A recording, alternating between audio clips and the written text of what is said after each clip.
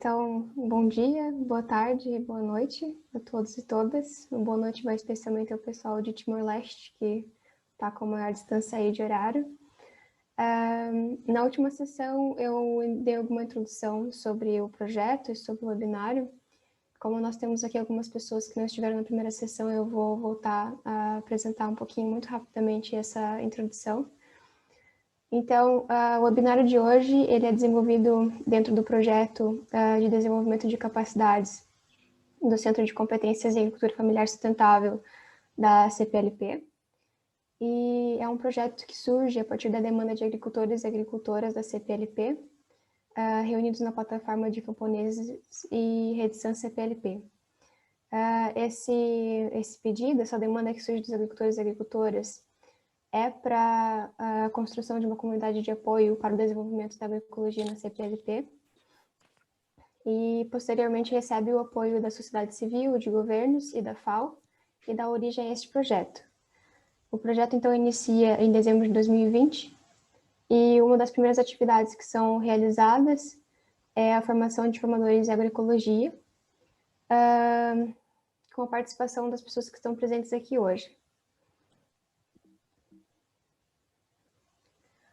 A formação teve como principal objetivo aprofundar conhecimento sobre agroecologia, e um dos pontos fortes dessa formação foi realmente essa troca que foi possibilitada entre os países da CPLP. Em função de percebermos que isso é uma atividade muito importante para a construção dessa rede, hoje o webinário oferece a possibilidade para que muitas pessoas possam ter partilhar dessa troca.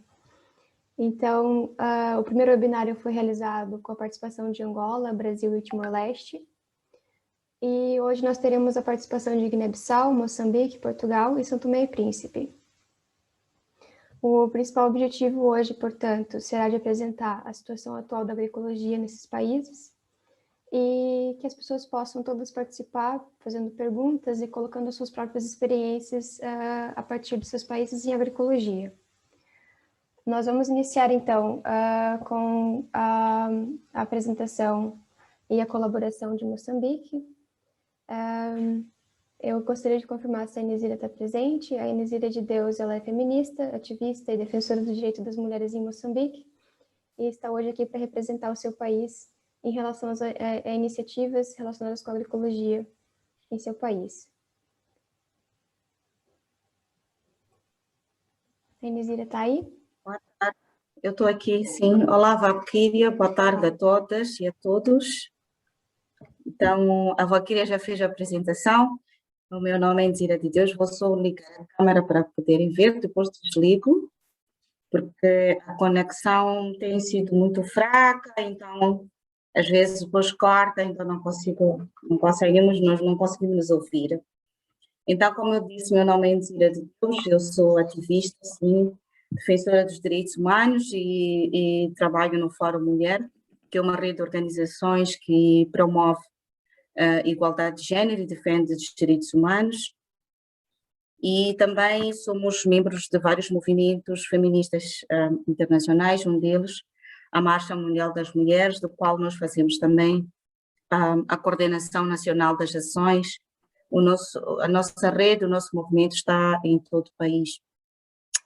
E falando um pouco das nossas experiências neste tema, eu ia começar por trazer que a discussão da agroecologia é um pouco recente, né, no nosso país, e quando nós levamos esta expressão para as comunidades, eu me lembro que algumas delas, depois de explicar-se o conceito, primeiro diziam, não, eu não sei, nós não sabemos o que é agroecologia, nós nunca ouvimos falar, não sabemos o que é isso, mas quando nos vamos explicar com mais detalhes sobre o conceito, dizem, mas então é o que nós já vemos fazendo, né? E, então, nós só não sabemos esses nomes, não conhecemos esses termos que vocês trazem, vocês que estudam, como dizem, né? Vocês que estudam, que sabem os termos. Então, para dizer que o conceito do termo é novo, mas as práticas agroecológicas já são de longas datas, reportado que são aprendizados, são conhecimentos que as mulheres vão acumulando de geração em geração, aprendendo com as suas mães, com as suas avós, com as suas tias, e vão valorizando de geração, vão passando de tempos em tempos e agora também partilhando com a geração mais jovem. Nós temos trabalhado com mulheres, mulheres rurais camponesas, produtoras da terra, focado um pouco mais na área da produção agrícola, fazendo a machamba que é fazer, trabalhar a terra, né, numa agricultura familiar, porque as mulheres em Moçambique, penso que um pouco de todo o mundo, né, são as que estão em maior número na produção agrícola, na produção de alimentos para o dia a dia, alimentos estes que nós consumimos nas nossas refeições cotidianas, não é? Encontramos um pouco em todo o país mulheres a produzirem alimentos, mas também aqui nas zonas periurbanas, né? Eu estou na cidade de Maputo e aqui em Maputo temos um vale, que é o Vale do Lene, onde encontramos vasto espaço de canteiro, onde produzem alface, couve e outras culturas leguminosas que são consumidas no cotidiano, né? Então, para dizer que as mulheres estão representadas a cerca de 80%, né, neste processo de produção agrícola e na colocação de comida na mesa. E por conta disso também são as que têm tido este papel de conservar também as sementes e também de olhar para a terra e para a natureza com um pouco mais de atenção.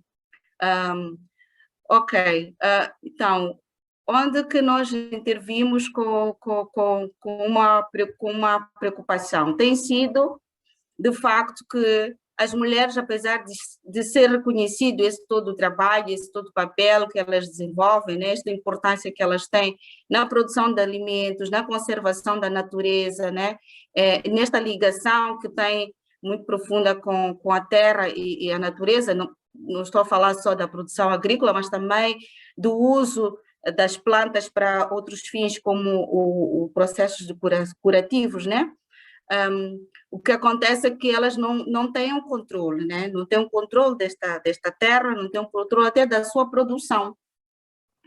Há um claro desequilíbrio, né? Desequilíbrio de poder entre homens e mulheres que numa situação, por exemplo, de separação ou divórcio, as mulheres acabam perdendo essa sua parcela de terra em detrimento do seu parceiro, que ele decide que pode retirar e despojar da terra como quer, né?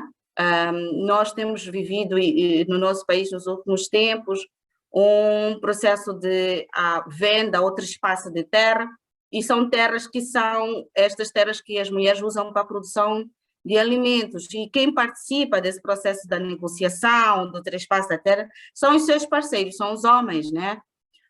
E a situação de venda de produtos alimentares, esses produtos agrícolas da Machamba, né, que elas comercializam, muitas vezes o que acontece nas dinâmicas cotidianas é que eles acabam pegando o valor, a parte do valor monetário, para o seu uso pessoal, né? Eles não sentam e discutem com estas mulheres. Então, aqui nós temos vivenciado este desequilíbrio de poder muito grande entre homens e mulheres, e pronto, o que nós temos feito como organizações defensoras dos direitos humanos, defensoras da igualdade de gênero, defensoras da terra também, é lutar primeiro para que haja este reconhecimento da mulher como um sujeito de direito, não é? Mas primeiro fazer as mulheres próprias compreenderem que elas têm direitos, né, como pessoas, até porque a nossa legislação assim já traz, desde a Constituição, passando mesmo especificamente para a Lei de Terras, que é uma lei que é bastante abrangente, inclusiva, né, e traz dentro da sua composição, né, dos seus artigos, que as mulheres também têm espaço, têm direitos, né? Não dizem mulheres, não dizem homens, mas é uma cotitularidade ali assegurada, que se o homem está com a terra registrada, a mulher também pode ser a cotitular desta terra, não há uma titularidade única. Infelizmente, não é o que acontece no nosso dia, não vemos isto a acontecer, tanto por causa desta postura machista, patriarcal que nós vivemos, que é fundamentado no dia a dia, dizendo que são valores culturais que nós temos, e às vezes não há nem há uma resposta, não há uma explicação. E nós sabemos que a questão do patriarcado, do machismo é colocado assim, né? É a nossa cultura, é a nossa forma de estar como africanos, como moçambicanos, e não abre espaço para que esta mulher possa usufruir efetivamente dos seus direitos, acabando que ela fica bastante prejudicada, e ficando prejudicada, ela fica prejudicada toda a nação. Primeiro começa a prejudicar a família, depois a comunidade e todo o país, porque se uma mulher perde a sua terra, quer dizer que é uma família que perde a sua produção, e ela que tem esta responsabilidade de alimentar as crianças, os mais idosos, que continua sendo um trabalho que é atribuído maioritariamente às mulheres, e também não consegue participar de todo o processo de comercialização. E é isso que nós temos tentado sempre chamar a atenção. Mas este processo não é entendido que só parte de fazer negociação política, de passar leis, que Moçambique podemos dizer que tem este histórico de aprovar leis bonitas, magníficas, mas a sua implementação muito aquém do desejado, não é? Então, a luta nossa, de facto, é que estas consigam compreender os seus direitos, passando por um processo de consciência individual e coletiva, e também de ação coletiva para reivindicar estes direitos, e também de um processo de transformação das práticas de relações de poder, né, na comunidade, né? E envolvendo não só os seus parceiros, mas também os líderes comunitários, as estruturas governamentais, falamos de administradores e todos estes, para fazer compreender que é importante assegurar os direitos das mulheres à terra. Neste momento, se formos a falar do contexto, foi lançado ano passado pelo Presidente da República a revisão da política e lei de terras, que nos deixou bastante preocupadas como mulheres, e pronto, foram as próprias mulheres produtoras, né, as próprias camponesas, que disseram que este não era um contexto adequado para se fazer a revisão de uma lei tão importante e tão importante e fundamental para o nosso país. E para elas principalmente, porque, como dissemos, trabalham a terra e sobrevivem da terra, elas vendem os produtos. Aqui, falar da questão da produção e do papel da mulher é um mar de áreas que as mulheres intervêm e que impacta no seu cotidiano, né? E tentamos alertar ao Presidente da República e à Comissão que não era o contexto adequado, primeiro porque a Covid-19 não permite que nós tenhamos esta mobilidade toda para fazer a consulta popular, que é a consulta popular, que é ouvir. E depois, também foi questionado o que está-se a mudar na lei, porque a própria lei ainda não é de conhecimento de todos, principalmente das mulheres, que são as mais analfabetas no país, analfabetas no sentido, são menos literadas, né? O termo correto é este, são menos literadas, e não têm acesso a essa informação. E Moçambique também tem lei, tem outras línguas, né? Além do português, nós temos mais 17, assim, colocado, línguas locais que usamos no nosso dia a dia. Portanto, é mais conhecido, por exemplo, o Makua, podemos falar mais o Ronga, podemos falar mais o Xitsua, e não falar o português. Então, a divulgação destas leis ainda não foram totalmente feitas, as mulheres não têm conhecimento do que lá consta. Portanto, este é o segundo aspecto, o que está-se a mudar, se ainda nem conseguimos absorver tudo o que está nesta lei, que foi aprovada em 1997, já tem 22 anos. O terceiro elemento é que é uma lei que bastante referenciada a nível da região da SADC, né? SADC, porque assegura os direitos individuais, direitos coletivos, comunitários e por ali em diante. Então, ficou-se bastante apreensivo. O que estamos a fazer é, de facto, num engajamento político, fazer o diálogo com o governo, mas sendo elas próprias as porta-vozes destas preocupações. Não nós que estamos nas organizações, o que fazemos é conceder o apoio técnico e as ferramentas todas da análise para que as mulheres possam colocar, e coloca-se mesmo desta linguagem bem simples. E o quarto elemento é que Moçambique está avançando num fenômeno mundial, esta das transnacionais, grandes corporações que vêm para o país em busca de largas extensões de terra para o monocultivo, não é? Algumas regiões do país já está assim, a produção de árvores para o papel, né? Para tirar papel, tem o monocultivo do açúcar, tem a banana, que são culturas que nós não usamos no dia a dia para a nossa alimentação, né? E estão a absorver grandes porções de terra, isto na parte da agricultura, mas também tem na parte da indústria extrativa, que também temos situações de zonas em que as mulheres produtoras foram retiradas dessas regiões para dar espaço para a exploração de minerais, de minérios, e isto colocando claramente as mulheres e o país numa situação de insegurança alimentar. Portanto, o que é que de facto está-se a mudar? Por que é que está-se a mudar? Se nós, como movimento, como mulheres, já dissemos que estas transformações que estão a acontecer não estão a beneficiar de facto as comunidades, não estão a beneficiar os grupos mais vulneráveis, sendo que até a agricultura no país, em Moçambique, foi designada ou definida como a base do nosso desenvolvimento, não é? Então, temos estado a discutir estas questões todos os dias, ainda recentemente, na semana passada, tivemos mais um encontro com a Comissão, hoje e amanhã também estamos reunidas com as mulheres para aprofundar as nossas teses e o nosso posicionamento em relação a essas transformações que acontecem.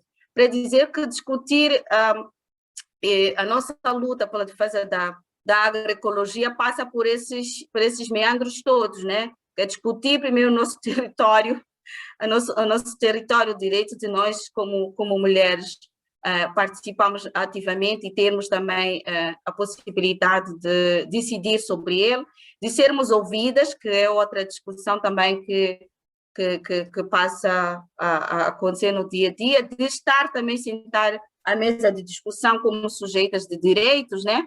Porque às vezes não... Nesse caso, por exemplo, um exemplo concreto da fraca participação é que a Comissão da Revisão da Política de Terras é composta por 10 pessoas e só tem uma mulher nessa composição, uma mulher que é membro do governo. Portanto, já por aí ficando de todo, mostrando que alguma coisa não está bem, porque esta senhora, membro do governo, não é uma produtora. Então, já estou mesmo a terminar, Valquíria, que estes são temas que a nós mexem-nos bastante, trazendo mais questões de reflexão, mas também questões que nos levam a nos posicionarmos, né? E a avançarmos em bloco como mulheres produtoras, como mulheres defensoras da terra, defensoras dos recursos naturais, e nos colocando na linha da frente neste processo. Nem sempre ganhamos, nem sempre somos de todo ouvidas, mas isso não faz com que não nos desanima, né? Posso dizer assim, nós nunca ficaremos desanimadas, por isso vamos continuar e continuamos como nesta nossa luta, né? E resistindo sempre que se mostre que os processos que estão sendo conduzidos, processos de desenvolvimento estão sendo construídos ou estão a indicar uma direção oposta àquilo que nós vivenciamos e nós compreendemos que seja o caminho ideal do país a seguir, né?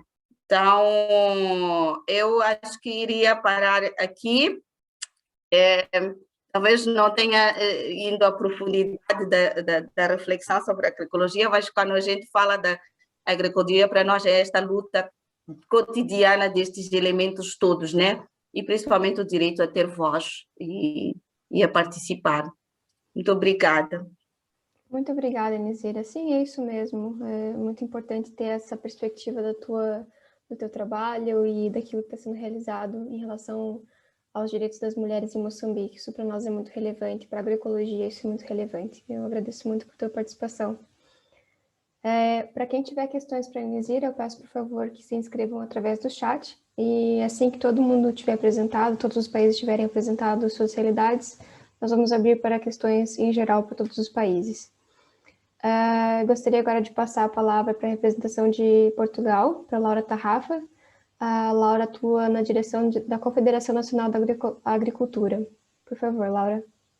Olá, boa tarde a todos. Eu não sei se me estão a ouvir bem. Sim, ouvimos bem. Sim, pronto. Pronto, agradecer a oportunidade. Eu vou partilhar aqui, se for possível, uma apresentação. É mais para não me perder. Penso que é isto aqui. Quando tiverem a ver, por favor, podem me informar. Nós estamos vendo, mas ainda não está em modo de apresentação. Sim. Ok.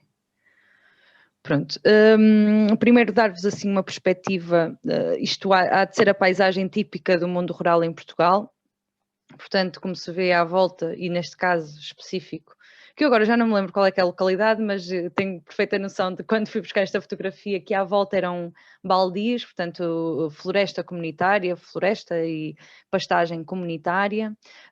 Depois, no centro, vemos os terrenos agrícolas mais próximo das casas e depois vemos o povoamento. E onde é central aqui e na questão de Portugal, onde há um êxodo rural brutal, em que no centro estão as populações e que, portanto, é preciso que haja atividade agrícola para manter as nossas aldeias e vilas vivas. Eu não disse, mas este trabalho foi feito por mim, pela professora Cristina Amaro da Costa e pelo Henrique, portanto, pela equipa portuguesa que participou na formação. Bom, a agroecologia, na nossa perspectiva, é o quê? Porque a questão do conceito também é muito importante. Portanto, é uma prática milenar que produz alimentos de uma forma saudável e respeitando a natureza, mas que não é novo, não é? Portanto, é uma prática que foi violentada pelo modelo agroindustrial, pelo agronegócio, e que obrigou também, de certa forma, à pequena e média agricultura a adotar alguns tipos de práticas, nomeadamente aquilo que falávamos no início, que eu via do Amadou, da questão de se utilizar produtos químicos, também vem desta pressão brutal do agronegócio para com a agricultura familiar, a pequena e média agricultura. Portanto, que é uma abordagem científica, é indissociável do movimento político e associativo da agricultura camponesa, e é indissociável também porque é esse o seu objetivo central, da promoção da agricultura familiar e da soberania alimentar dos países, que na nossa perspectiva está relacionado com cada povo decidir o que produzir, como produzir. Pronto, em termos de outros conceitos, eu aqui vou passar um bocadinho mais rápido, porque são bastante teóricos, portanto envolve as questões ambientais, as questões culturais e sociais e a economia, portanto uma economia que seja de mais proximidade, que dê dignidade às famílias, não só aos consumidores, mas também aos produtores. Quando nós falamos de preço justo à produção, também estamos a falar de um preço justo para os consumidores, que está baseado na tradição, portanto na cultura, nesta transferência de conhecimento de agricultor para agricultor, e em termos ambientais que está adaptado aos territórios, que faz uma gestão em que tenta que o agricultor seja o máximo de autossuficiente possível e, portanto, que o seu próprio sistema seja o mais equilibrado possível, assim de uma forma muito, muito rápida. Em termos de políticas públicas, interessa dizer que em Portugal é muito impactante o desempenho da política agrícola comum. Portanto, nós estamos na política agrícola comum há cerca de 35, 40 anos, desde que entramos na União Europeia. E tem tido impactos brutais. Só para terem um dado, nos últimos 10 anos desapareceram 15.500 explorações agrícolas, essencialmente pequena e média agricultura. Portanto, é uma política agrícola que fomenta a agricultura, como diz a nossa ministra, competitiva, disruptiva, mas que o que se tem verificado é que efetivamente destrói a agricultura familiar. Não só em Portugal, na União Europeia, mas também nos outros países. Tem uma série de apoios que nós podemos à primeira vista considerar como apoios que até poderiam ser agroecológicos. Há um apoio ao regime da pequena agricultura, no valor atualmente de 850 euros. Há apoio aos jovens agricultores, há apoio às medidas agroambientais, medidas de apoio às zonas desfavorecidas e depois há um outro financiamento, que é do programa LEADER, que apoia circuitos curtos de comercialização. Quem vai à PAC em Portugal são só 60% dos agricultores e, em termos de ajudas diretas, portanto, falamos do primeiro pilar que está relacionado com a regulação do mercado ou a sua própria desregulação, nós gostamos mais de chamar de desregulação, e ajudas à superfície, só nessas ajudas 70% delas vai para 7% dos agricultores em Portugal, portanto, grandes agricultores ou proprietários de terra. Depois temos outras políticas que parecem assim bastante positivas. O Pacto Verde Europeu, em que para a agricultura é traduzido pela estratégia do Prado ao Prato, que prevê a redução da perda da matéria orgânica no solo de cerca de 50%, a redução da utilização de venda de antibióticos, a redução do uso de pesticidas químicos, o aumento da área em agricultura biológica e a cobertura de todo o mundo rural, portanto, do nosso interior, de 100% com internet até 2025. Depois, em termos de instrumentos internacionais, que acho também é importante referir, há alguns que nos dão mais força, outros que nos desanimam um bocadinho, mas acho que estes dão-nos muita força. A Carta de Lisboa pelo fortalecimento da agricultura familiar, da CPLP, a Declaração dos Direitos dos Camponeses e das pessoas que trabalham no mundo rural, que foi aprovada em 2018 na Assembleia Geral da ONU, a Convenção para a Biodiversidade, e também este parecer do Comitê para as Regiões Europeu sobre a agroecologia, que é muito recente, o publicado, e que nos pode dar alguma análise positiva do que pode ser a agroecologia na União Europeia, mas também o que fizeram à agricultura biológica, poderemos ter algum medo de como é que vai ser utilizado o conceito da agroecologia. Em termos nacionais, temos projetos, há um projeto agora que é do pagamento de serviços de ecossistema, financiado pelo Fundo Ambiental, que basicamente remunera práticas agrícolas, neste caso mais práticas florestais, que sejam sustentáveis para o território, em 2 áreas específicas, portanto, como disse, é um projeto piloto. Em termos de legislação nacional, há uma que nos é muito cara, porque vem da nossa luta, peço desculpa, que é o Estatuto da Agricultura Familiar, que é muito amplo, com medidas que deveria ter já medidas muito concretas, mas que é muito importante, é um instrumento muito importante. Houve agora uma alteração ao Código de Contratação Pública para facilitar a compra de produtos de origem da agricultura familiar e da agricultura biológica nas cantinas públicas, nas instituições públicas, como sejam prisões, escolas, pronto, para facilitar este escoamento.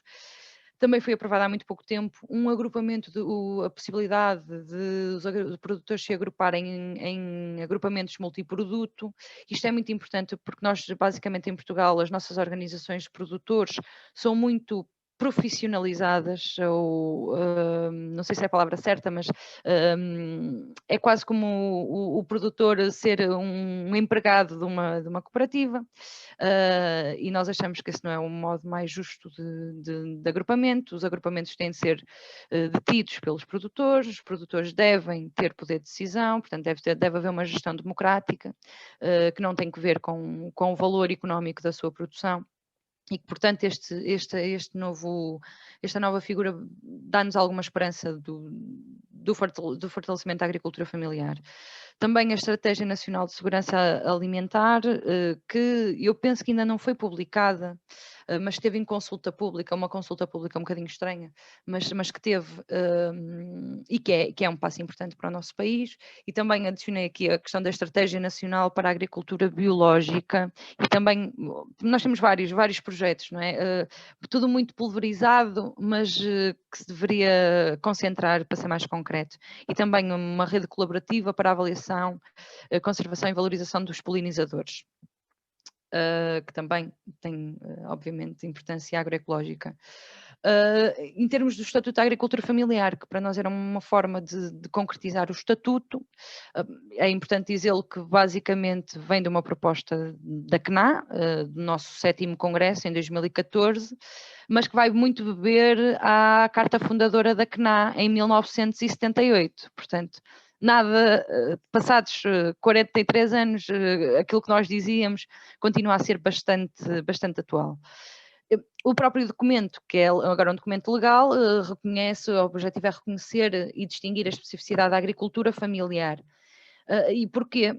Porque nós temos cerca de 94% das explorações agrícolas em Portugal são agricultura familiar, ocupamos mais de 50% da superfície agrícola, mais de 80% do trabalho agrícola é agricultura familiar e 40% das explorações, obviamente não são todas, ou melhor, 40% das explorações agrícolas em Portugal não recebem qualquer tipo de apoio da PAC. Quando eu digo apoio da PAC, é muito difícil que haja outro tipo de apoio sem ser através da política agrícola comum, e são essencialmente explorações que usam mão de obra familiar.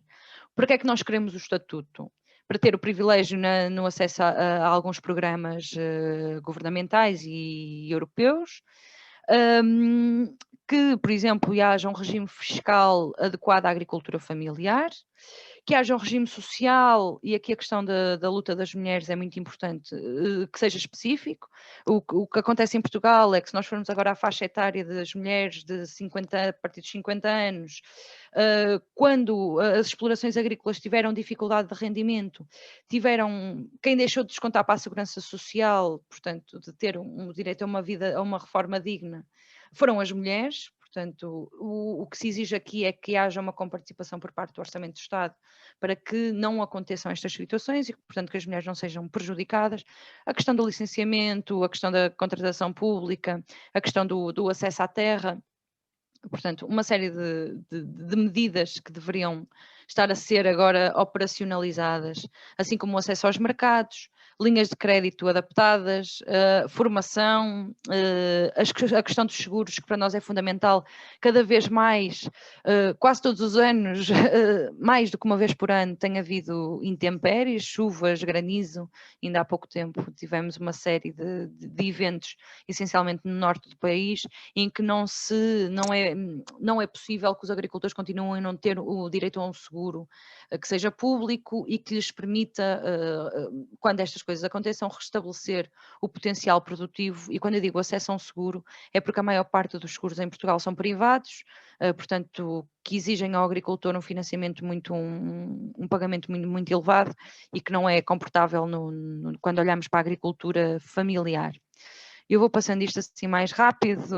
Pronto, nós neste momento temos 1.265 títulos ativos do Estatuto da Agricultura Familiar. É muito pouco, sem dúvida. E porquê é que é muito pouco?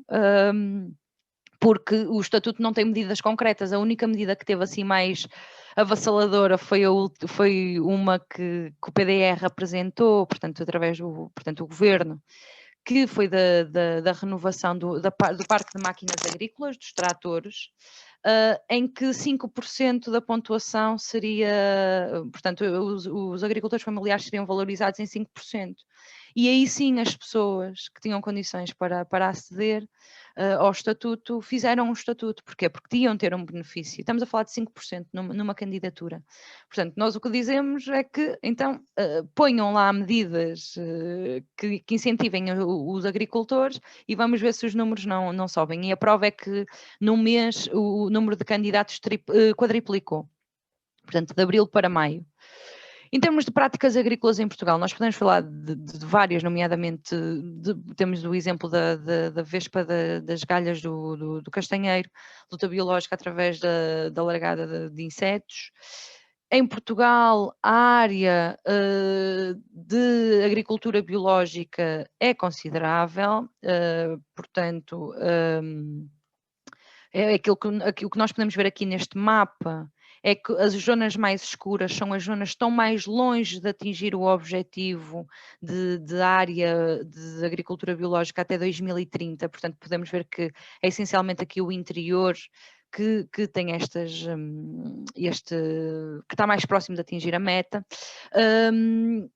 mas isto não está desvinculado de uma questão que é, ainda hoje saiu uma notícia sobre isto, 60% da área de produção biológica, portanto em modo de produção biológico, são pastagens que servem de alimento a animais que não seguem o seu percurso biológico completo. Portanto, o consumidor nunca vai ter na prateleira do supermercado ou no mercado carne que seja considerada biológica. Portanto, até que ponto é que estas medidas públicas do apoio à agricultura biológica, e em que maioritariamente são pastagens, efetivamente se está a traduzir numa boa alimentação, neste caso dos portugueses. Outra prática que acho que é importante referir aqui é a questão das sementes, portanto, e esta iniciativa, que é um projeto que propaga bancos de sementes em Portugal, que é fundamental para a autonomia dos agricultores e para a continuidade de variedades tradicionais.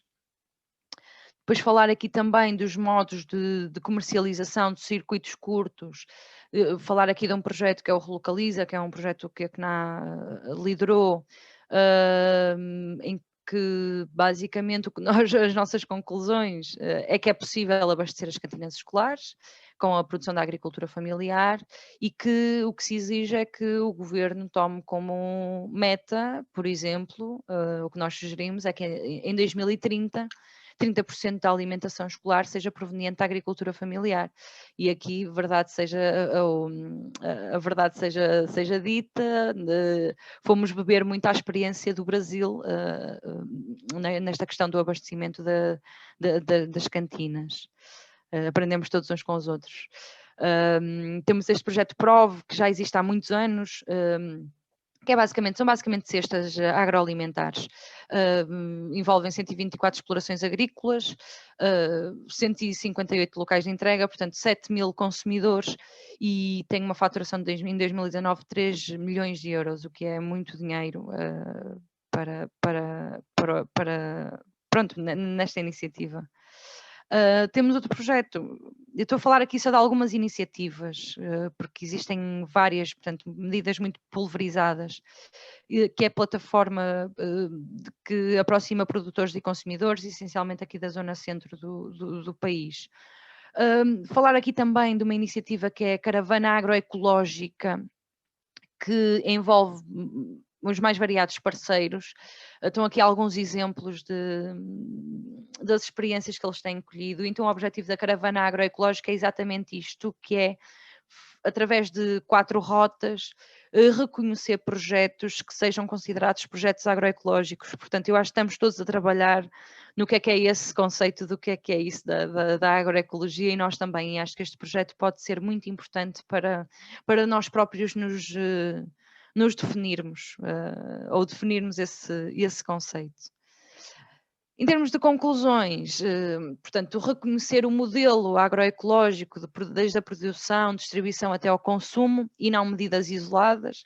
Portanto, é importante que se veja a agroecologia como um todo e não só como pequenas medidas. É importante para isso que haja a implementação do Estatuto da Agricultura Familiar, com um plano de investimento integrado e um financiamento próprio. E é importante também, obviamente, sensibilizar o consumidor, e é importante também dizê-lo, e é justo dizê-lo, que muitas das iniciativas agroecológicas em Portugal estão vinculadas também a esta consciência por parte dos consumidores, que cresce da importância de pagar um preço justo, da importância de comer alimentos saudáveis, da importância de comer sazonalmente. Portanto, também aqui fortalecer a sensibilização para o consumo no apoio a sistemas agroecológicos justos e de proximidade. E era isto que eu tinha para partilhar e peço desculpa se ocupei muito tempo. Obrigada. Muito obrigada, Laura. Muito obrigada pela apresentação bastante detalhada, com muita informação aqui para nós. Gostaria de passar a palavra agora para a representação de Guiné-Bissau, Amadou Tidjane Sall. O Amadou é secretário executivo da Rede Nacional das Rádios para a Segurança Alimentar e Defesa do Meio Ambiente e membro do Polo de Competências em Agroecologia. Força, Amadou.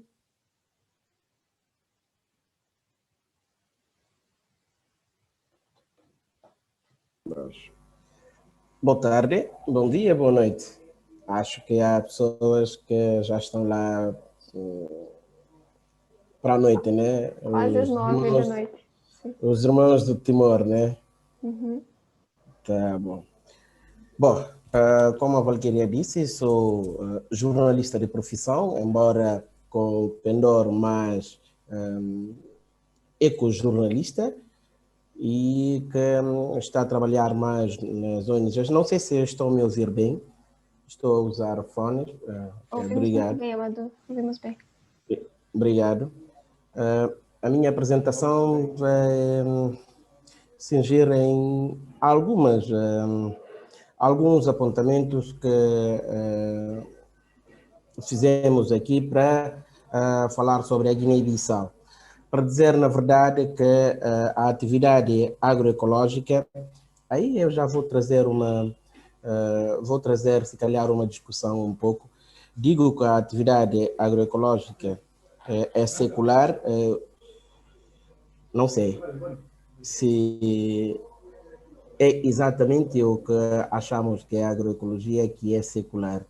Eu não sei, porque pelo que recebemos durante a formação, parece que a agroecologia tem a ver não só com a produção sem químicos, mas com a valorização de toda uma cadeia. Mas isso não nos tira o direito também, eu acho, de dizer que as atividades que os nossos antepassados faziam não são atividades dignas de serem chamadas de agroecologia. Não sei se fiz entender.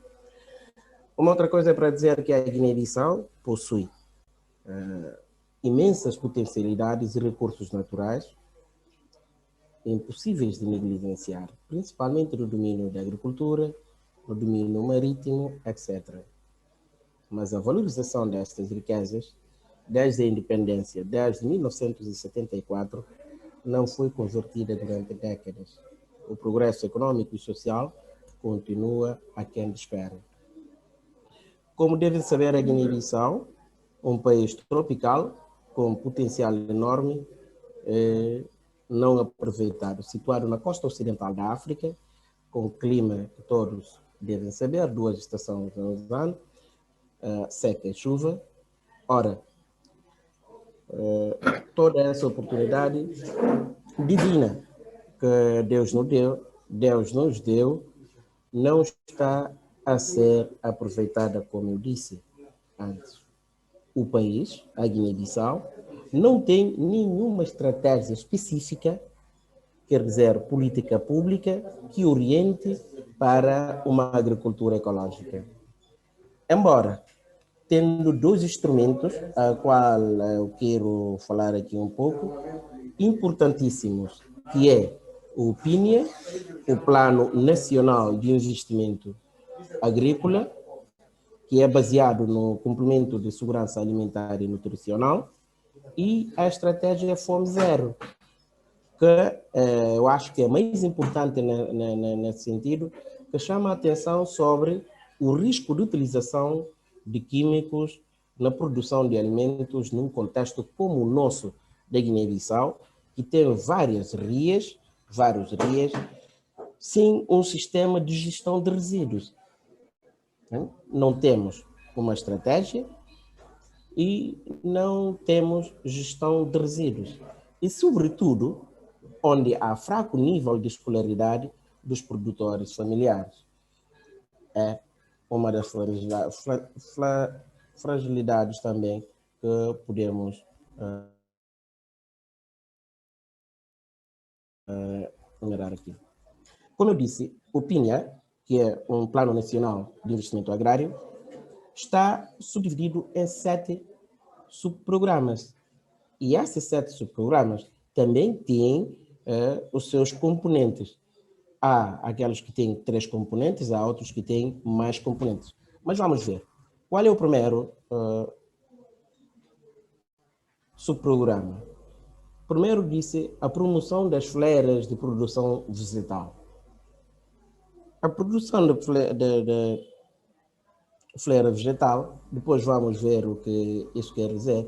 Depois temos o segundo ponto, que é a promoção da produção animal. No terceiro ponto, temos promoção da produção haliótica. Quarto, gestão sustentável dos recursos naturais.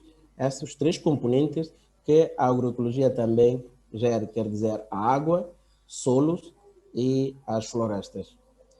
No quinto ponto, disse investigação e aconselhamento agrícola. No seu sexto ponto, falou de reforço institucional e coordenação setorial. No seu sétimo e último ponto, fala de adaptação dos sectores agrícolas às alterações climáticas. São 7 subprogramas. Aqui o Plano Nacional de Investimento Agrário estão subdivididos. Depois eu vou passar o documento.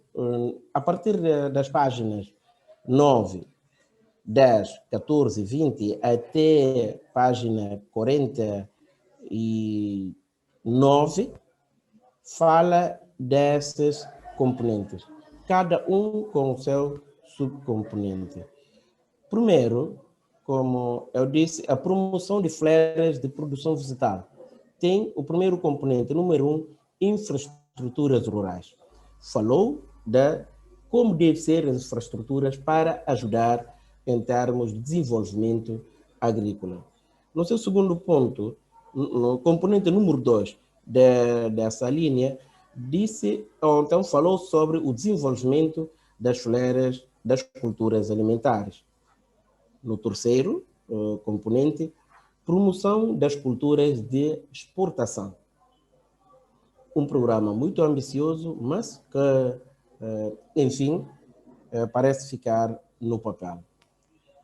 No subprograma 2, promoção da produção animal, tem o seu componente número 1, o desenvolvimento das fleiras de pecuária tradicional. Isso seria importante se fosse uma realidade ou se for uma realidade. No seu segundo componente, falou de promoção, ou fala-se de promoção de pequenas e médias empresas de criação de animais. No seu terceiro componente, falou de reforço, ou fala-se do reforço dos serviços pecuários. Já no subprograma número 3, que é a promoção da produção haliótica, o documento está muitíssimo bem escrito. Agora, na verdade, a sua implementação é que, bom, enfim. No seu componente número 1, promoção de pesca artesanal e da aquacultura. um documento elaborado desde 2017, que já estava a falar da promoção da aquacultura, promoção da pesca artesanal e da aquacultura. O componente número 2 fala-se de reforço dos mecanismos de gestão dos recursos halieuticos.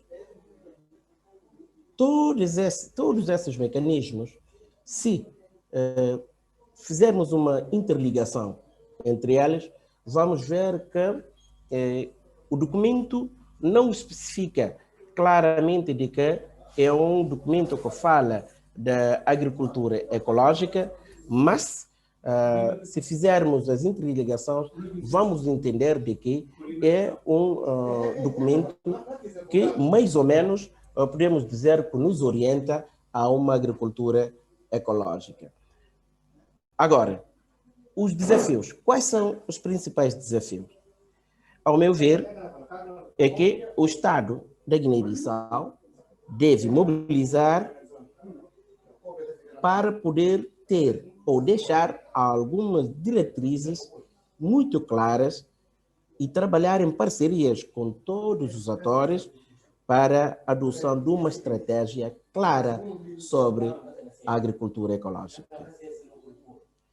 Às organizações da sociedade civil, ONGs, eu como disse que enquanto secretário executivo da rede, mas também estou aqui na Tinigana, numa organização, Júlio? Desculpa. Peço desculpas.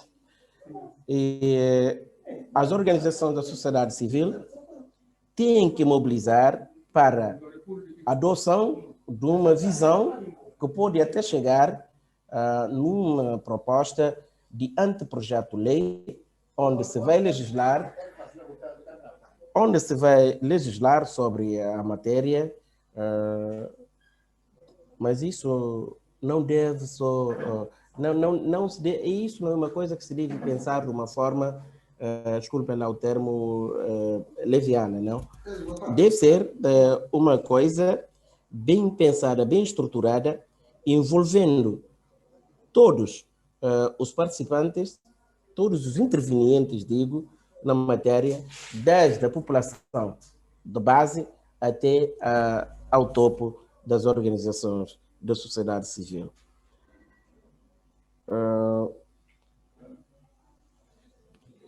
Não sei, acho que é isso a Guiné-Bissau, em termos de produção agroecológica, informando que há iniciativas da organização da sociedade civil, tais como a Tinigene, que tem um outro projeto que está a trabalhar na valorização das mulheres rurais, das mulheres camponesas, e também a Suicide, que está a trabalhar num componente de um projeto que chamou de agricultura ecológica, da qual surgiu o polo da competência da agricultura, a qual também faço parte.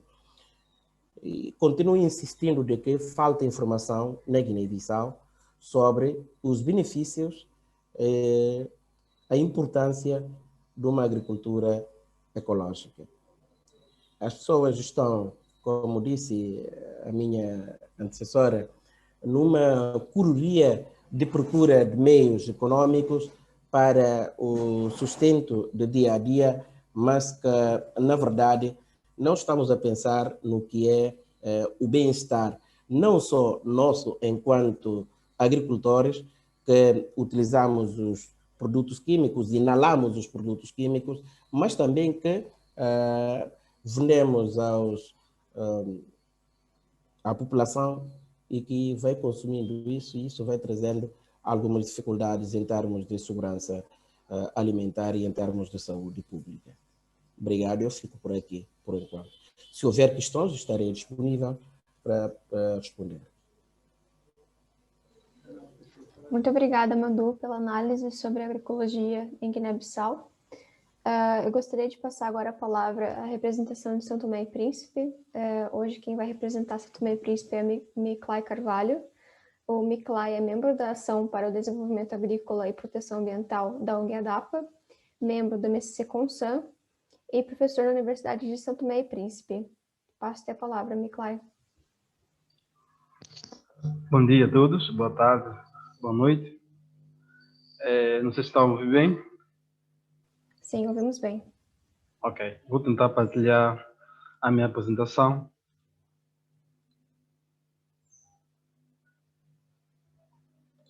Já estão a conseguir ver a apresentação? Ainda não. Agora sim. Ok. Bom, como a Valquíria havia dito, sou membro da ONG ADAPA, também do mecanismo das universidades para a segurança alimentar internacional da CPLP. Trabalho no CIAT e também professor da Universidade de Santo Tomé.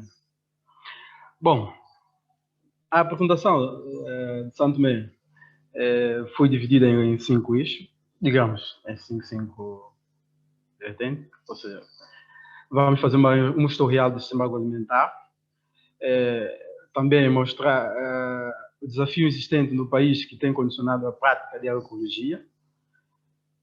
Também iremos abordar sobre o atual quadro legal das políticas públicas para a agroecologia em São Tomé, identificação de boas práticas e, por último, conclusão. Nós tentamos dividir a apresentação, nesse caso do sistema agroalimentar, em 2 épocas. A época do período colonial, antes da independência, e depois da independência. Tudo isso com o objetivo de dizer que, na época antes da independência, as grandes culturas foram cacau, café e cana-de-açúcar. Havia uma falsa monocultura, visto que nas parcelas ou propriedades de cacau, café, eram feitos em sistema agroflorestal, mas utilizavam apenas a retrina de forma que evitasse a aproximação dos nativos a essas parcelas. Essas parcelas pertenciam aos colonos, os grandes proprietários, e nós, os nativos, tínhamos as pequenas glebas, ou seja, gleba, digamos aqui em São Tomé, são pequenas parcelas, onde fazíamos cacau em concessão com outras culturas, como por exemplo banana, matabala, etc. Enquanto que nas parcelas em que pertencia os patrões, havia apenas uma falsa monocultura do cacau e café. Eu quero dizer aqui, essa prática de agroecologia é bastante antiga em São Tomé e Príncipe, embora ainda não havia essa denominação, ou seja, não havia essa terminologia. Portanto, anteriormente, antes da independência, havia algumas transformações dentro das parcelas, ou seja, aquelas consideradas gleba. Fazia-se alguma transformação de banana seca, óleo de coco, óleo de palmite, peixe seco, etc.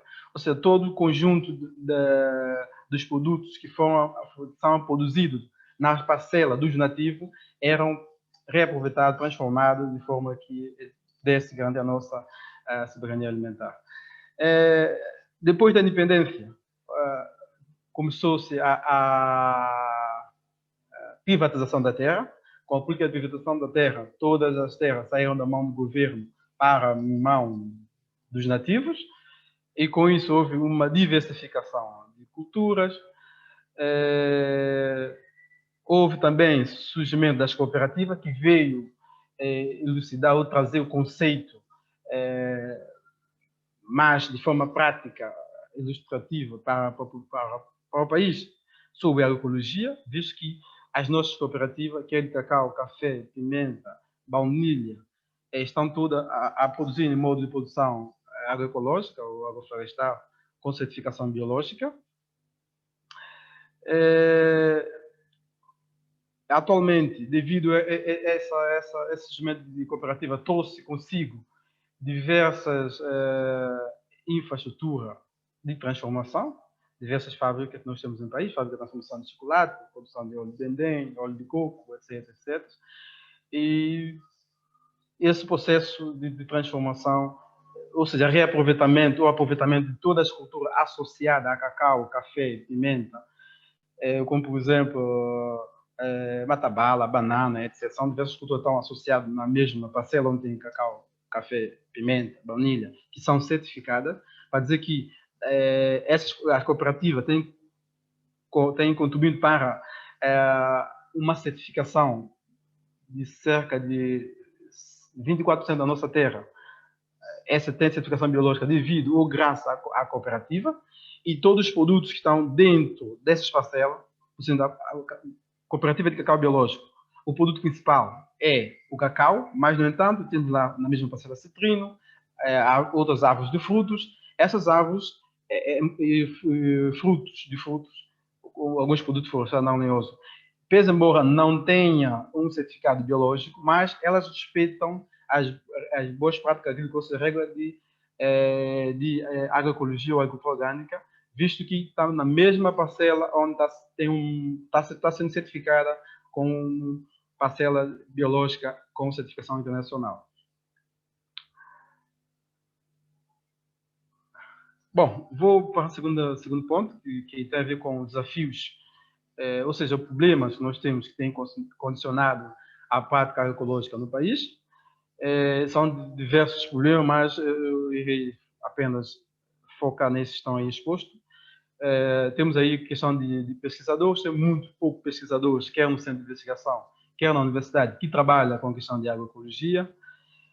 Outro caso que é bastante prejudicial é o elevado uso de pesticidas e adubos nas hortícolas, que tem sido nosso calcanhar de Aquiles, visto que toda a cultura de exportação, refiro a cacau, matabala, digamos, cacau, café, pimenta, baunilha, dendém e outras culturas associadas com matabala, banana, banana-pão, fruta-pão, etc., elas são produzidas em modo de produção biológica ou agroecológica. Apenas horticultura, hortaliças, é que são produzidas com elevada carga de pesticida e adubos químicos que não obedecem a boas práticas agrícolas. Também tem outro problema, que é o ponto 3, que é pouca coordenação no mundo rural. Há diversos projetos que vêm trabalhando para o desenvolvimento rural, mas, no entanto, tem-se verificado a duplicidade de atividades e pouca preocupação com o público-alvo, ou seja, a pessoa, os moradores, que deveriam ter ou ser maior benéfico, ou seja, ter maior benefício das ações desse projeto. Ou seja, há uma pouca coordenação entre diversos projetos. Outro problema que nós temos é acesso de água de qualidade na zona rural. Pese embora São Tomé é um país que tem muita abundância de água, temos 9 meses de chuva e 3 meses, aproximadamente 3 meses de tempo seco em algumas localidades, uma vez que temos cerca de 12 microclimas. Tanto poder-se encontrar algumas regiões do país onde há chuva durante o ano todo. Tanto nós temos muita água, mas ainda nota-se uma déficit de água potável, sobretudo na zona rural. Outra questão também tem a ver com água para irrigação, nesse período crítico, na zona centro, acho eu, zona centro e um pouco da zona norte. Na época de Gravana teve muita dificuldade de água para irrigação, o que tem condicionado muito a produção dos agricultores. Outro problema é a insegurança alimentar, está de uma forma generalizada. Isto também parece que não tem nada a ver com a agroecologia, mas está tudo interligado. Também temos aí o ponto 7, que tem a ver com a elevada taxa de desflorestação. Tem-se promovendo muito abate de árvores de forma criminalizada, generalizada, abusiva, como podem considerar, e que tem posto em causa algumas plantas medicinais que era usado por nosso antecedente para para fins medicinais, alimentação e etc. Também tem contribuído para fazer desaparecer alguns produtos florestais não lenhosos, algumas plantas e outros produtos que aproveitam dessa biodiversidade, ou seja, dessa floresta para poder encontrar seu habitat natural. Com a desflorestação estamos a perder alguns destes produtos que outrora era fácil de encontrar.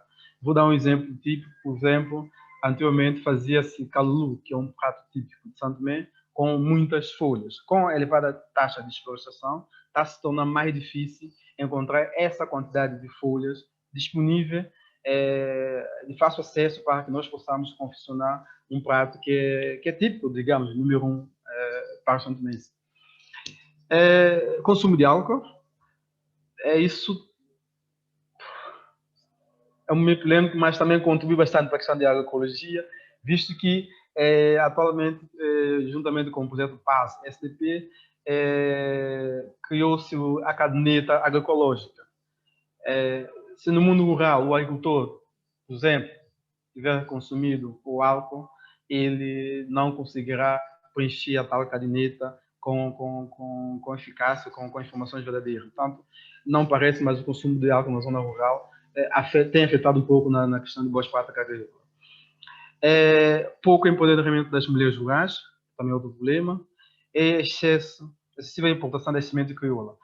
Sementes crioula, sementes importadas, ou seja, as nossas sementes hortícolas, a nível nacional, quase que exclusivamente são todas importadas, vêm de Portugal, e que não adapta a todo o tempo ao nosso clima, visto que temos um clima bastante peculiar, ou seja, vários microclimas, e as sementes foram produzidas para a primavera-verão, quando chega aqui em São Tomé, apenas nos meses, nas culturas livres, apenas nos meses secos, ou seja, de junho, de final de maio até setembro, essa semente adapta-se bem.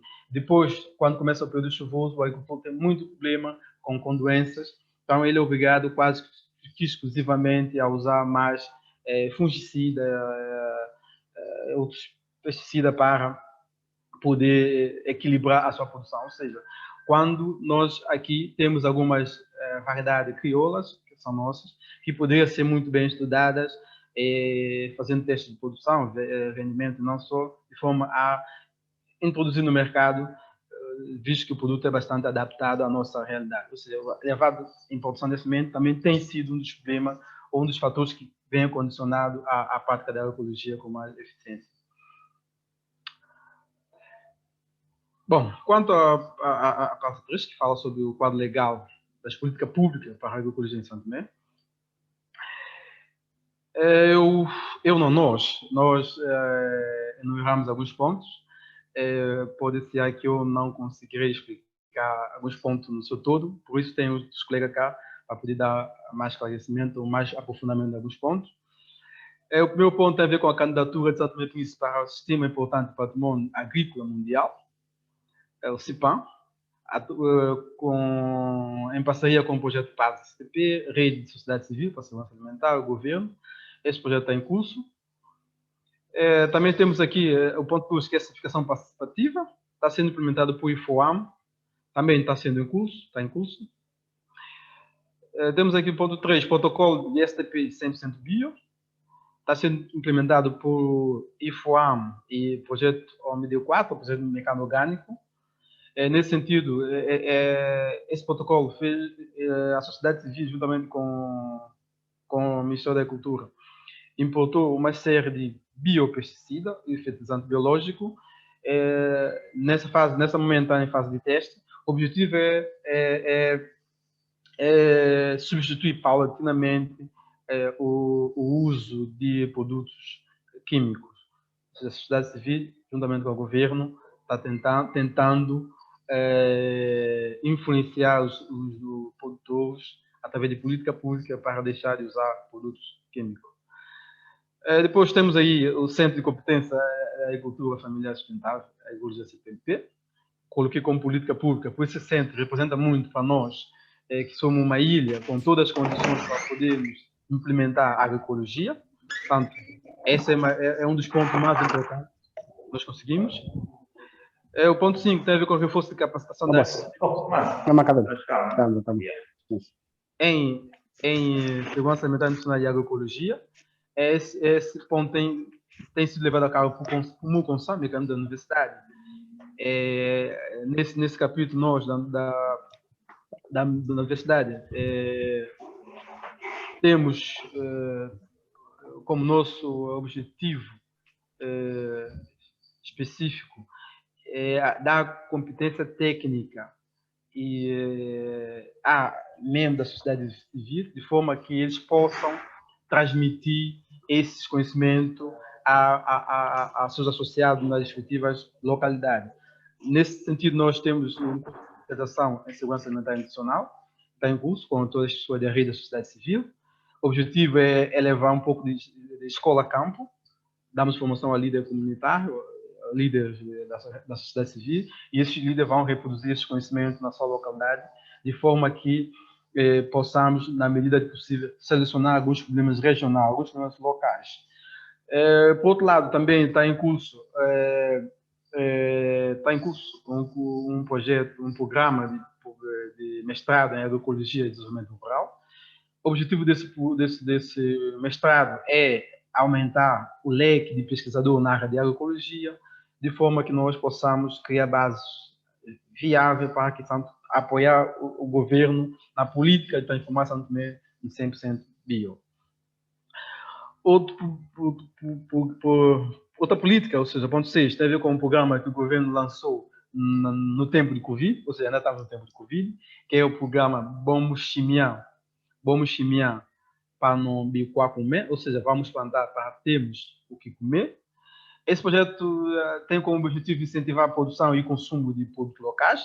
O governo, ou seja, a equipa governamental, nomeadamente da Ministério da Agricultura, incentivou a toda a população a plantar no quintal, plantar nas escolas, plantar nos lotes, plantar em tudo quanto tem espaço para plantar, sobretudo essas culturas que são a nossa base alimentar, como a tabala, mandioca, banana e algumas hortícolas, algumas folhas também que nós usamos no espaço diário. Ou seja, o governo incentivou a população a plantar e de forma a garantir a nossa soberania alimentar e também promovendo a agroecologia, porque se nós plantarmos os nossos produtos locais, estamos a garantir a perenidade desse mesmo material, que eles não percam. O ponto 7 tem a ver com certificação IPG, Sistema Geográfico Protegido. Essa certificação também está em curso.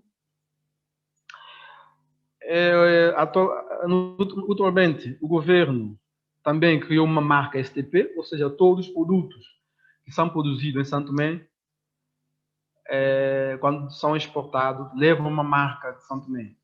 Embora que essa marca não garante que o produto seja biológico ou não, mas tem uma marca STP, já sabe se o produto é de Santo Tomé, foi produzido sob tais condições em Santo Tomé. Quanto à questão de boas práticas agrícolas, tem havido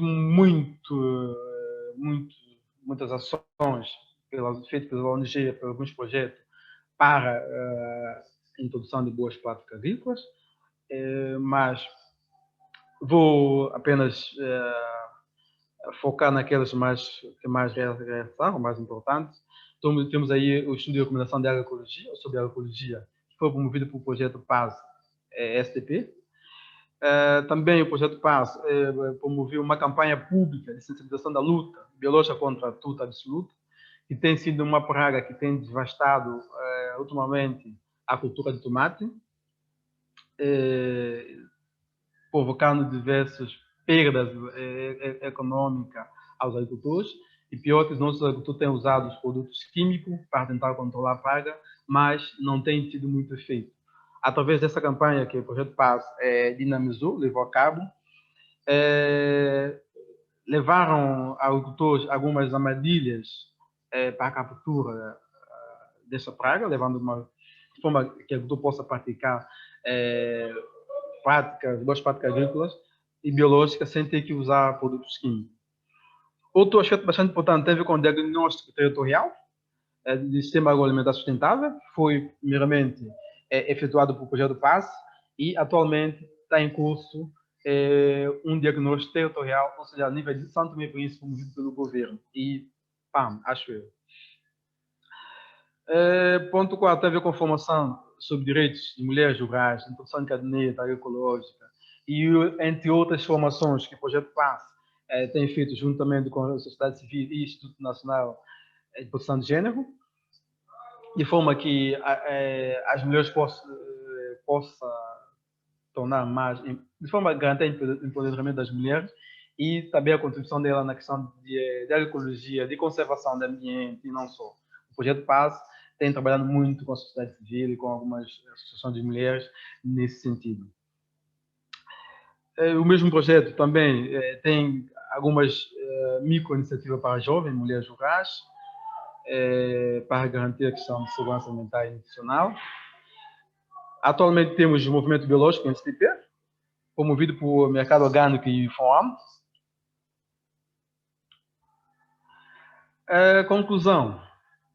Apesar do contexto bastante favorável no que tange à articulação entre a sociedade civil, universidade, centros de investigação, governo, atualmente nós não temos ainda uma lei que regula a produção integrada, ou a produção orgânica, ou a produção agroecológica. Temos muita sinergia, muita cooperação, mas efetivamente não existem leis para regular essa produção.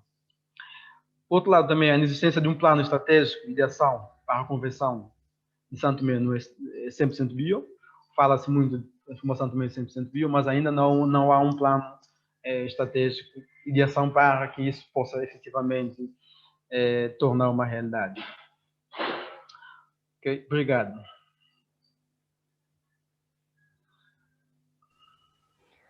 Muito obrigada, Nicolai, pela detalhada apresentação sobre a realidade de Santo Tomé e Príncipe.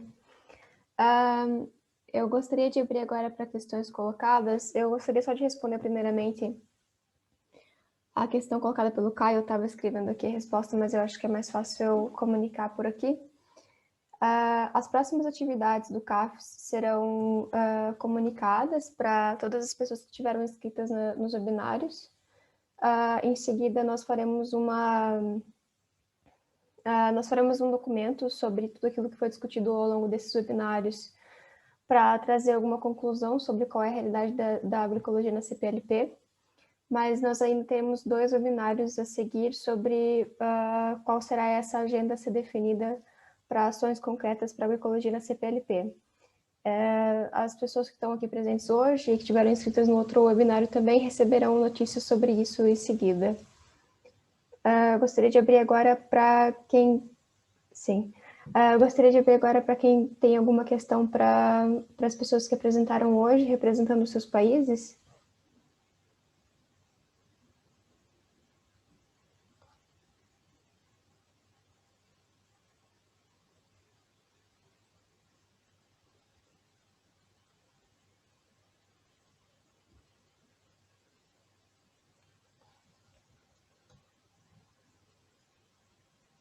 Nós não temos oficialmente ninguém inscrito. Eu vou dar mais um minutinho, caso alguém queira fazer alguma questão.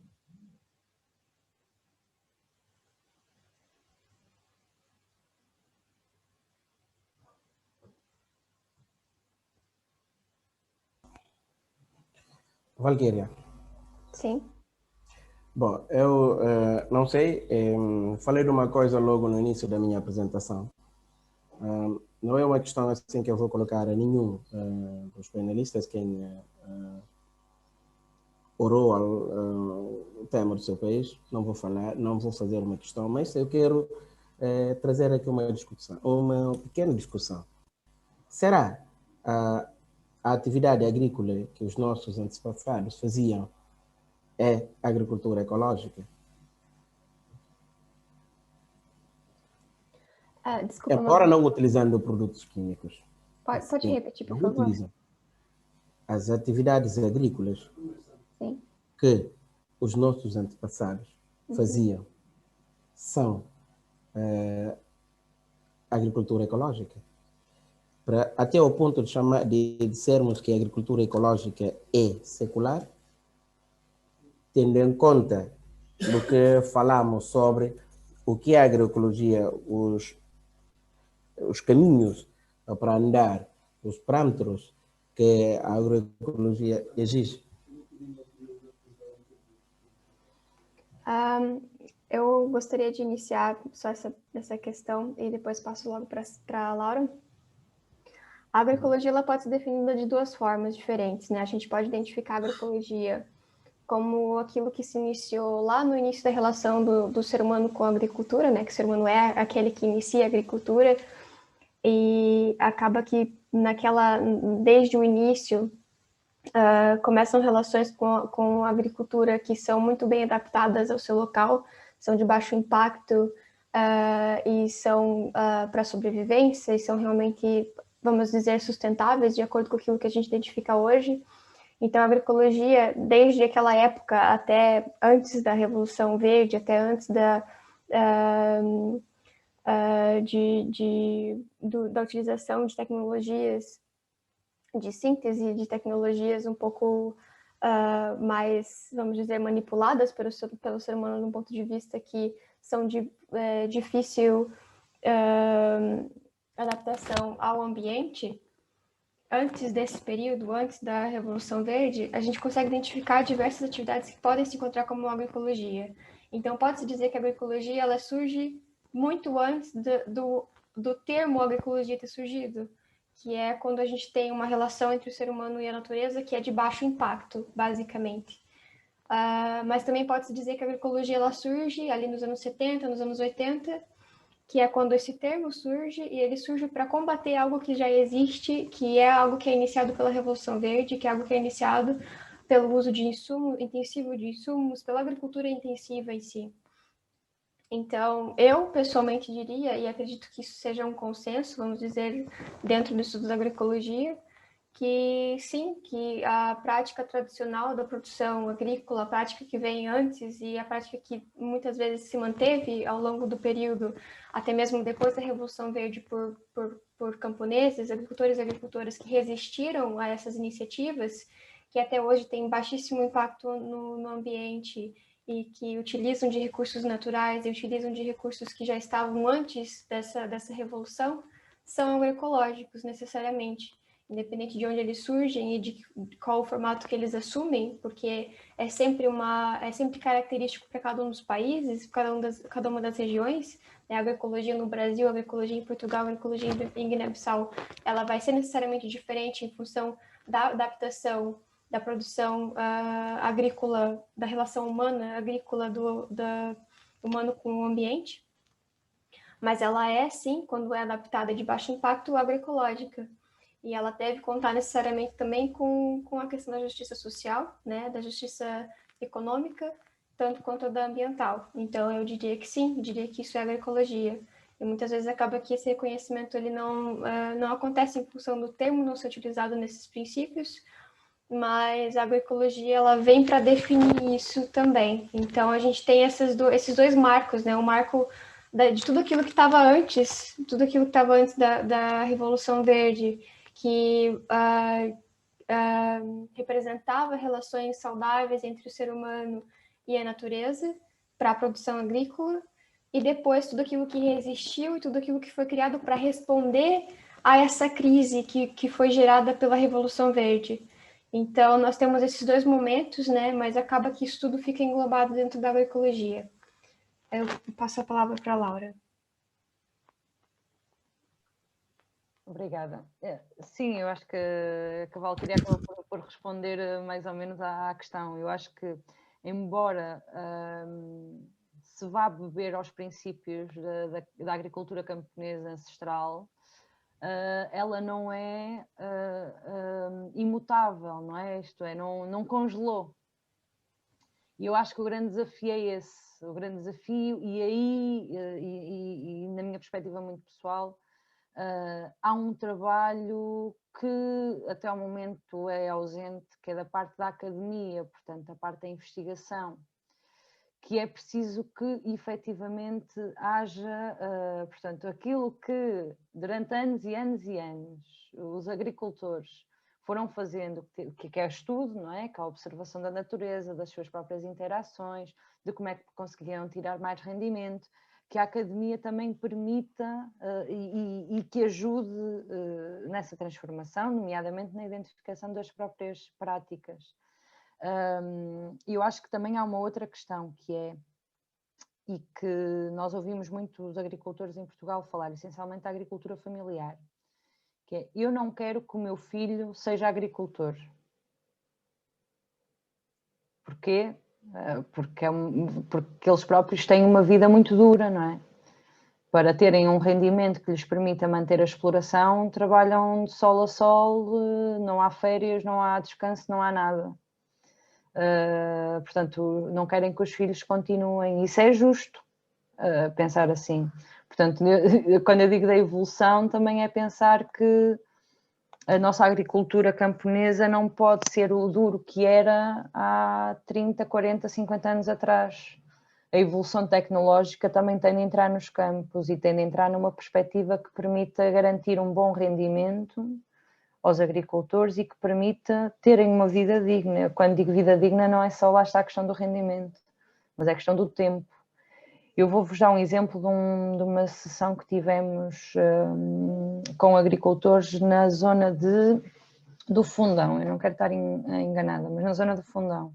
Um jovem, 30 anos, produtor de leite de ovelha para queijo da Serra. Penso que era no Fundão. Ele comprou, pronto, tem um rebanho, não é? Comprou a ordenha para conseguir ter mais tempo, pensava ele, só que uma ordenha mecânica, só que é a ordenha mecânica que lhe obriga a ter X horas de trabalho por dia. E isto é ele que está a correr atrás da máquina, não é a máquina que o está a ajudar. E isto também nos tem de fazer pensar. E aquilo chocou-me muito porque ele dizia, eu comprei a máquina para conseguir ter tempo para acompanhar a minha filha, que ele tinha uma filha de 5 ou 6 anos. E não consigo. Quer dizer, nós não podemos continuar a permitir que os camponeses não tenham vida para a sua vida, não é? E acho que aqui a agroecologia também tem um papel fundamental. Não sei se respondi, mas eu acho que é beber nos ensinamentos, mas não, aliás, como os agricultores fizeram, mas não parar, estar constantemente a evoluir. E com a tecnologia, com o conhecimento. Obrigada. Posso? Henrique. Só um segundo, Henrique, eu já passo a palavra para ti. A Inesida tinha levantado aqui a pedido a palavra anteriormente. Só um segundo. Inesida, por favor. Então, Val, queria ouvir uma questão sobre Cabo Delgado, que é um contexto bem complicado que o Moçambique está a viver agora e como devemos imaginar, a situação lá das camponesas é bem complicada, né? É bem complicado porque elas tiveram que sair, abandonar suas terras, suas machambas e procurar outro espaço a fugir das balas, né? Do terror das armas. E estes novos espaços em que elas vão buscar abrigo não têm assim tanta terra para se produzir. E o processo de fuga significou também deixar para trás toda a produção que tinham feito. O diálogo que eu tive com algumas mulheres, elas, por exemplo, disseram assim claramente que não estavam à espera elas não queriam receber farinha, estes produtos alimentares, o que elas queriam mesmo era terra para produzir, porque é o que é o seu dia a dia, né? Elas vivem de trabalho da terra. Portanto, lamentavam de terem deixado para trás, lamentavam do novo espaço onde estavam não ter espaço para produzir, lamentavam de não ter as sementes para poder produzir e também não ter acesso à vegetação toda que elas usavam para extrair as plantas para os curativos, né? Das crianças, né? No dia a dia. Portanto, a ausência da terra significa para elas a ausência também de comida. É uma comida que não chega, não alimenta, por mais que se vá dar os donativos, não responde ao sentimento de satisfação que elas queriam, que elas precisavam de ter. E neste momento o que nós estamos a fazer é tentar ver se negociamos com as novas comunidades, as comunidades estão a acolher a elas, para dar um pedaço de terra para que elas possam fazer. Eu falo das mulheres porque é o grupo com que a gente trabalha mais, para dar este pedaço de terra para elas poderem fazer as suas machambas, né? Produzirem este alimento. Mas mais do que tudo é perceber que o contexto de conflito, de guerra, sempre cria estes cenários, né, de frustração, de dor, né, de não estar a viver em paz, não estar em contato com o seu território, o território de pertença, né, e sentir que está-se a perder um pouco de tudo das suas origens, né, das suas identidades. Encontrei, por exemplo, um centro de acampamento onde eu fui visitar, que esta comunidade se recusou a ir muito mais distante do perto da sua comunidade, né? Então preferiam ficarem num lugar intermédio, né? Entre a sua comunidade e o local que tinha sido designado pelo governo. E o argumento que colocavam não era esse: nós queremos voltar para a nossa casa, queremos voltar para as nossas machambas, porque é a nossa vida, né? A produção, o trabalho com a terra, é a sua vida, é o sentido que eles têm do seu dia a dia. E tudo isto que nós estamos aqui a mencionar, que para nós aqui é muito forte, e principalmente para as mulheres também é muito forte esta ligação que tem com a terra, com as florestas e com os rios e tudo mais. Obrigada. Obrigada, Nazira. Henrique, por favor. Obrigado, Valquíria. A propósito daquela questão da agricultura dos antigos, se é agroecológica ou não, é agroecológica, claro que sim, da minha perspectiva. No entanto, no tempo que nós estamos a viver, temos uma evolução científica e tecnológica, a que a agroecologia não pode ficar de costas voltadas, não é estranha, pelo contrário, vai beber desses avanços tecnológicos e vai aproveitar o máximo que possa para gerir bem o recurso à água, para gerir bem o carbono no solo, a fixação, para gerir bem a biodiversidade, para gerir bem toda a nossa relação com a natureza. Isto é, a ciência continua a ser importantíssima para nós nesta outra fase, aprendermos com os antigos, sabermos porque é que eles faziam assim e fazermos tão bem como eles e melhor ainda, porque temos mais recursos de conhecimento. Era isso só que eu queria contribuir. Obrigado, Valquíria. Obrigada, Henrique. Celso, por favor. Posso? Sim. Bom dia a todos. Bom dia. Obrigado por essa oportunidade que me dão. Estou a ver aqui amigos que não vejo há muito tempo. Estou a ver o Gil, do Timor-Leste. Estou a ver aqui o Caio. Um abraço, professor, o nosso professor Luísa. Já saiu, o professor já não está. Professor Manuel Correia, já vejo aqui o professor, colegas. É sempre um prazer voltar a trabalhar e encontrar pessoas que nós, durante muito tempo, tivemos trabalhos bastante benéficos.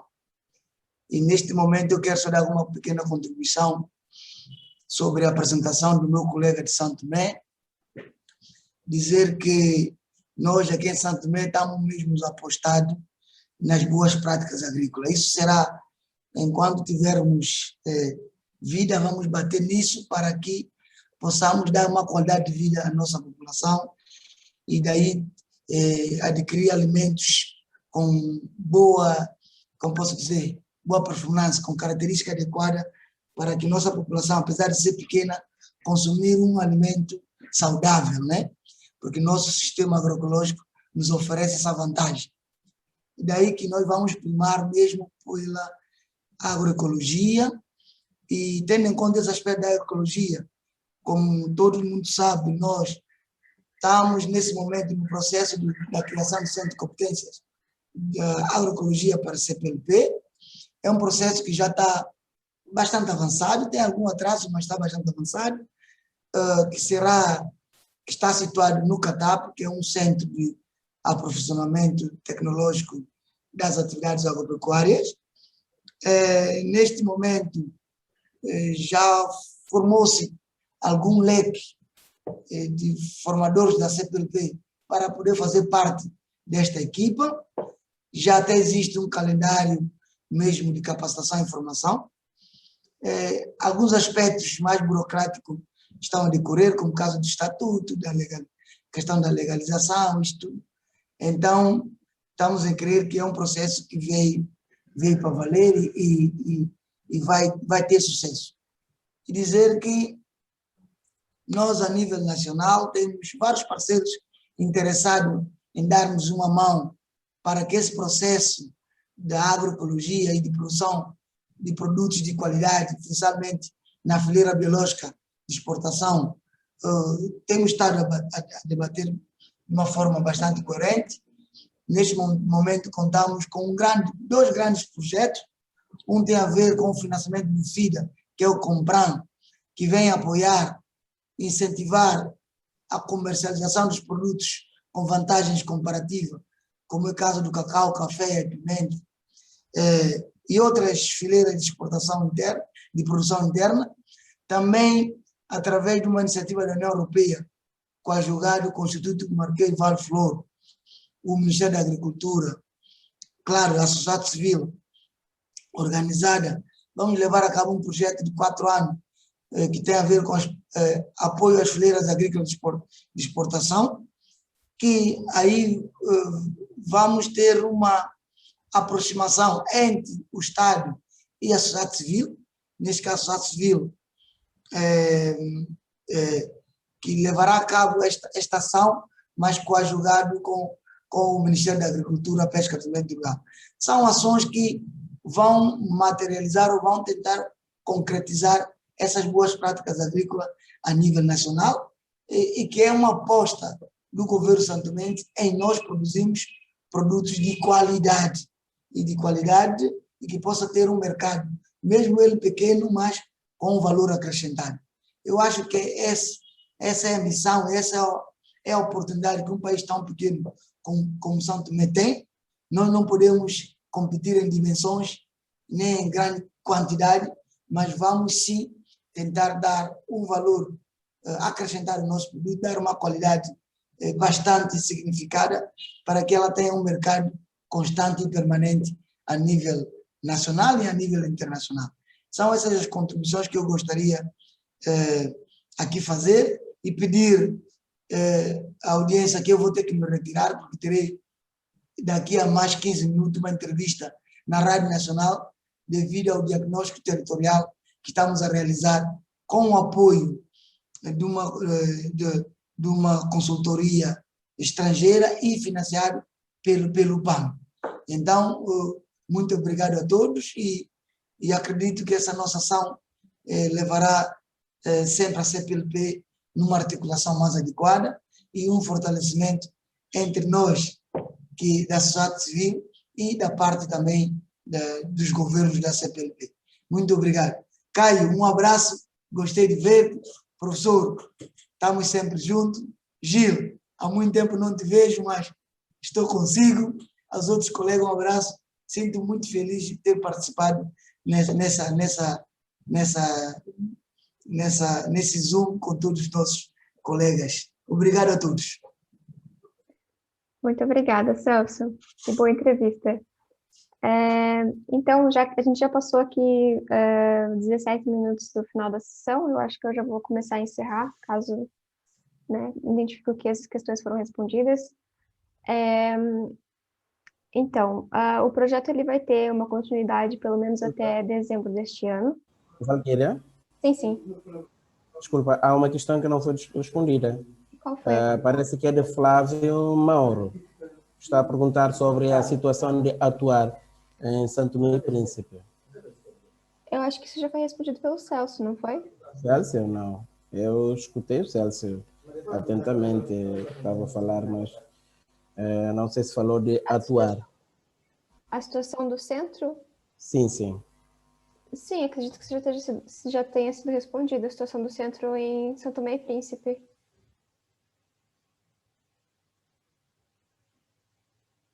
Flávia, gostaria de complementar a questão?